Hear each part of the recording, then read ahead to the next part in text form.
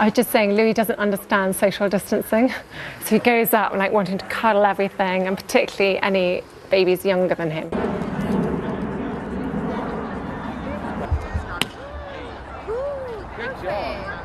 Royal routines don't often leave room for surprise, especially when every move is watched.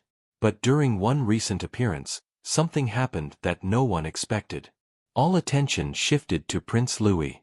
And within seconds, the tone of the entire event changed. Even the king seemed caught off guard. It wasn't dramatic, yet it carried weight far beyond his age and left an impression that couldn't be ignored. What happened in that brief moment that has everyone talking? Join us as we explore how Prince Louis changed the course of a royal appearance with a single gesture. The weight of royal titles. At just 7 years old, in a moment that caught everyone's attention, Prince Louis did what few could have predicted. Everyone noticed as he bowed his head deliberately and respectfully. What struck people most wasn't just the gesture, but how natural it seemed coming from him. Even King Charles paused. For a child known mostly for mischief and charm, it was a reminder that Prince Louis carries a title rooted in royal law, family legacy, and careful planning. When he was born on April 23, 2018, Town Crier announced the birth of Prince William and Duchess Kate's third child outside the hospital. His full title was announced as His Royal Highness, Prince Louis of Cambridge. That came directly from his father's title at the time, Duke of Cambridge. But Louis didn't get this title by chance. Under old royal rules, he wouldn't have been granted the title of prince at all. The original rule goes back to 1917 when King George V decided to limit the use of royal titles. He issued a formal rule known as letters patent, which allowed only the children and male-line grandchildren of a monarch to use the style His or Her Royal Highness. In other words, great-grandchildren like Prince Louis wouldn't qualify unless they were directly in line for the throne. That changed in 2012 when Queen Elizabeth II issued her own letters patent. She specifically declared that all the children of the eldest son of the Prince of Wales, meaning all of Prince William's children, would be princes or princesses, no matter where they were in the line of succession. Without that decision, Louis would have been Master Louis Cambridge, not a prince. But because of that legal update, he became a prince from birth. His name was also carefully chosen. His full name is Louis Arthur Charles. Each part has meaning. Louis is believed to honor Lord Louis Mountbatten, the beloved uncle of Prince Philip. He was a key figure in the royal family, especially to Prince Charles, who was very close to him. Arthur appears in the middle names of both Prince William and King Charles. It's a traditional name tied to British royal history. And Charles is an obvious nod to his grandfather, the current king. Titles like his help determine everything from public rank to how he'll be treated on royal visits, in the press, and behind palace doors. The title gives him a place in the family's working structure. It affects how he'll be presented at events, where he'll sit, and even how he'll be addressed at school or abroad. And whether the public realizes it or not, a title like Prince builds expectations from the moment it's announced. Looking ahead, people often wonder what new title Prince Louis might carry as he grows older. The Duke of Edinburgh is one possibility. The title was originally given to Prince Philip in 1947. After his death in 2021, it was passed to Prince Edward in 2023, but only as a lifetime appointment. That means when Edward passes away, the title will return to the crown. At that point, the monarch could reassign it to a younger royal. And Louis would be a fitting choice given the connection to Philip and the symbolic weight of the title. Another possible title is Duke of York, which has traditionally gone to the second son of the monarch. However, that title is currently held by Prince Andrew and it may not be reissued due to the public controversy surrounding him. If not that, Louis could be given an entirely new dukedom chosen by the reigning monarch when the time comes. What we know is that Prince Louis's title is the start of a life already shaped by law, lineage, and royal strategy. And when he bowed his head, people were seeing someone born into the weight of history, already carrying it with more grace than anyone expected.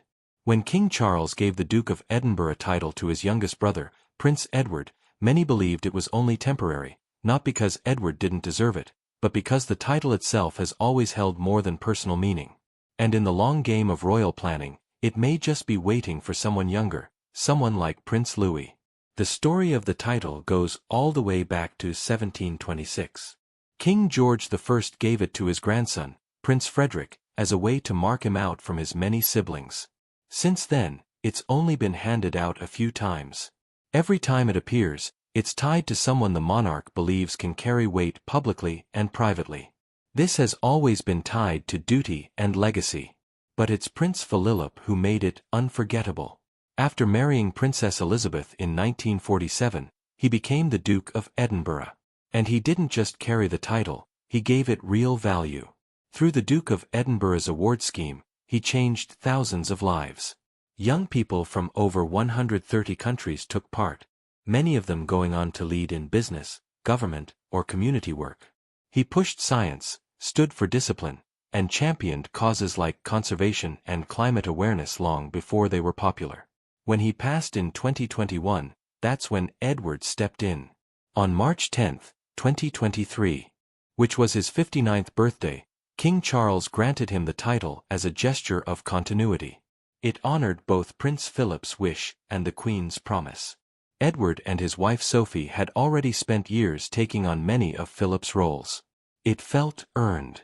But unlike in the past, the title won't automatically pass to Edward's son, James. Once Edward dies, the title will go back to the crown. And that's where things get interesting for Prince Louis.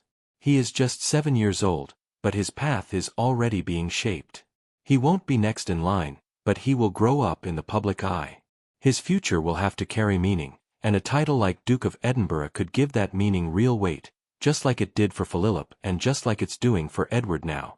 But this is about what the title demands.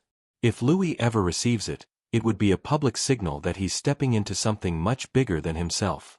Would he be ready for that responsibility? Keep watching to find out. Prince Louis' unique place in the House of Windsor.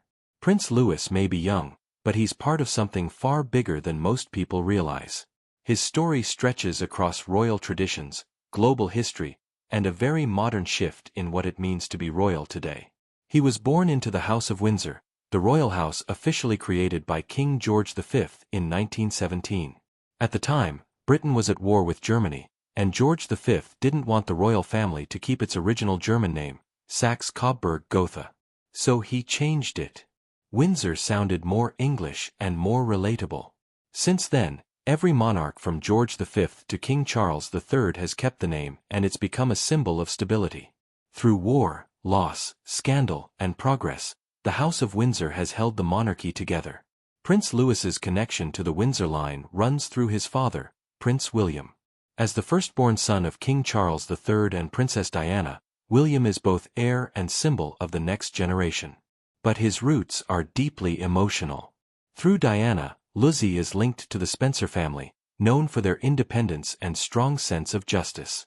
Diana herself was often seen as the heart of the royal family during her time, and that warmth didn't disappear with her. It lives on in William and now in Louis. Then there's Louis's mother, Catherine. Before she became Princess of Wales, she was simply Kate Middleton. Her family didn't hold titles or estates. They ran a small business, went to local schools, and lived like millions of other British families. But what Catherine brought into the royal family wasn't just normally. It was balance. She carries herself with calm, speaks plainly, and shows affection openly. Her influence is easy to see in all three of her children, especially Louis. They don't act stiff or rehearsed in public. They act like kids, loved, safe, and curious. Their home is unique. Prince George, the eldest, carries the weight of his future. He's serious, focused, and already learning what it means to lead. Princess Charlotte stands between her brothers, but often acts like she's in charge. She's confident, steady, and quick to step in when Louis starts pushing boundaries. And Louis, he's the wild card. The one who dances during royal events, pulls faces during parades, and makes people laugh when they least expect it. But don't mistake that for a lack of awareness.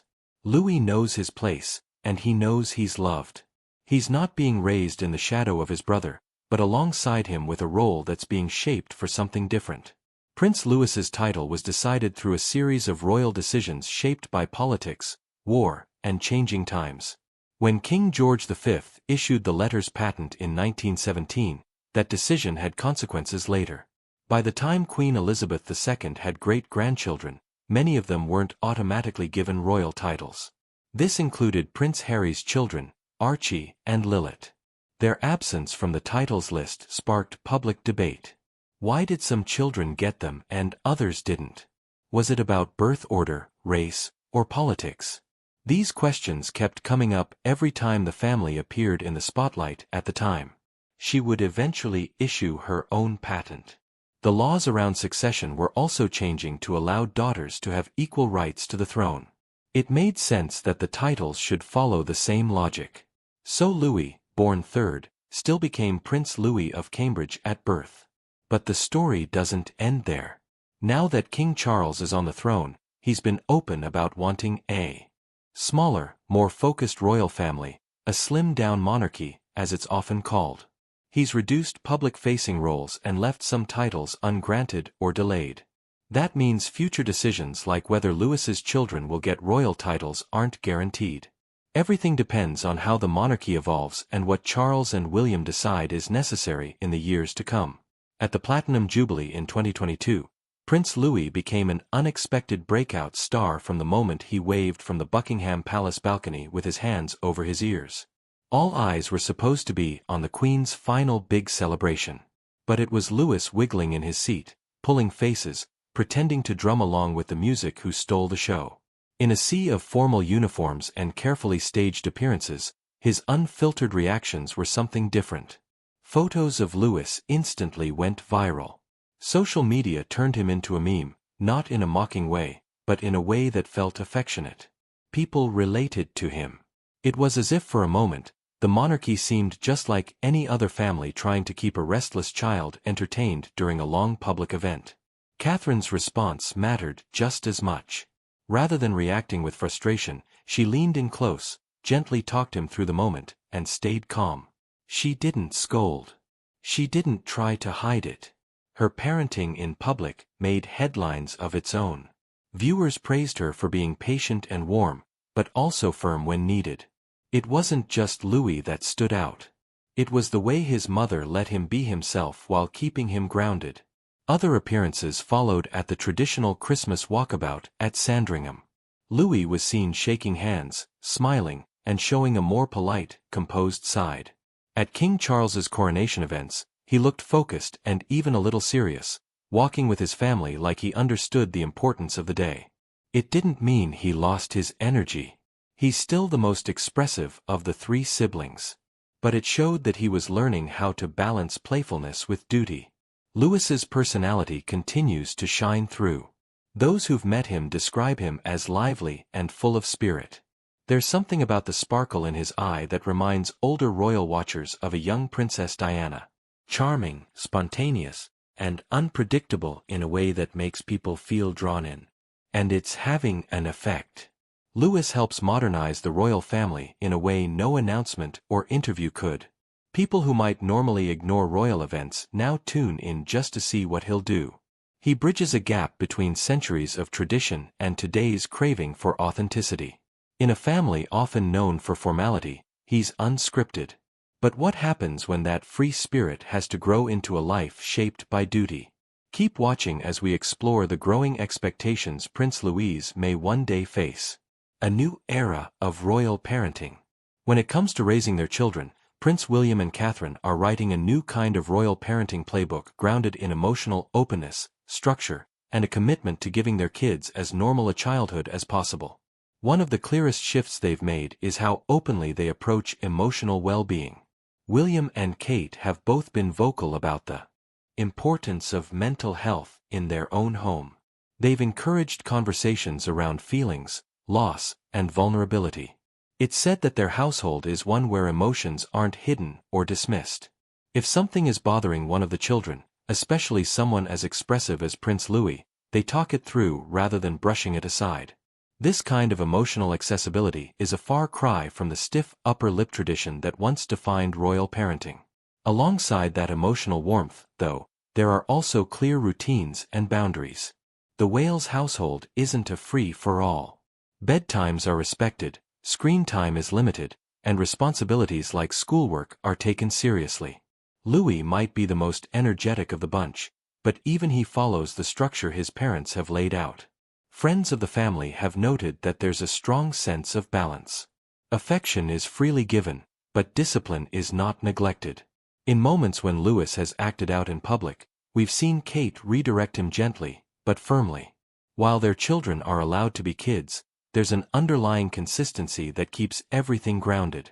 Part of that structure includes a strong focus on the outdoors. The children are often spotted playing sports, helping in the garden, or going on countryside walks. William and Kate believe in the value of being outside as a way to teach their kids resilience, calm, and appreciation for simple things. It's an approach that echoes Kate's own upbringing and fits with her long-standing interest in early childhood development. What stands out most is how involved William and Kate are in the daily lives of their children. Despite their royal duties, they make time to drop off and pick up their kids from school.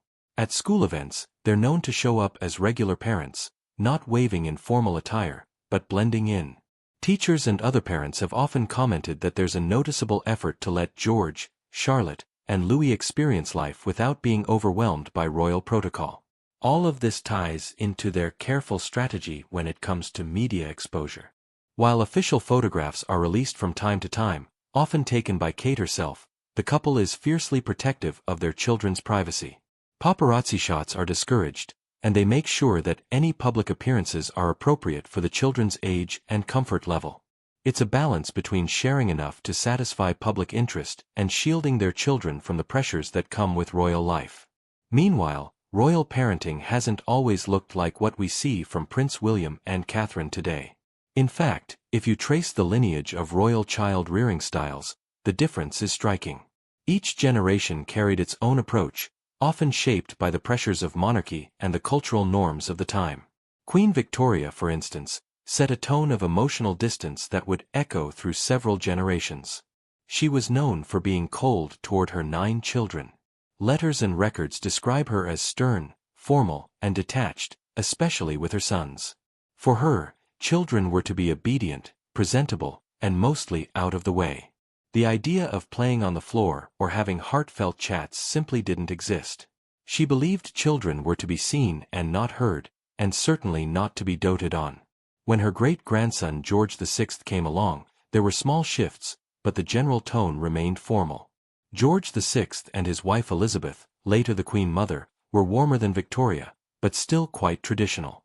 They were not overly involved in their daughters' daily lives. Queen Elizabeth II, when she became a young mother, followed that same path.